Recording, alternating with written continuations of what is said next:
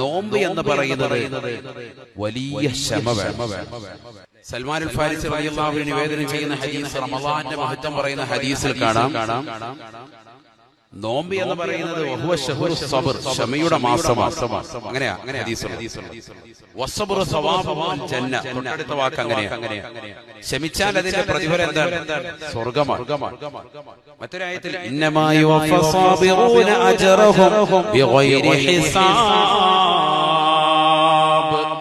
ക്ഷമിക്കുന്നവർക്ക് അല്ലാഹു കണക്കില്ലാത്ത പ്രതിഫലം അല്ലാഹു നൽകുമേ എന്ന് വിശുദ്ധമായ ഖുർആൻ.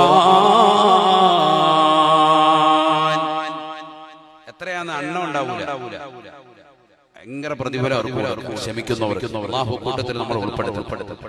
അവ ക്ഷമ അവലംബിക്കുന്ന മാസമാണ്. നോമ്പുകാരനെ സംബന്ധിച്ചിടത്തോളം അവൻ ക്ഷമിച്ച് നിലകൊള്ളണം.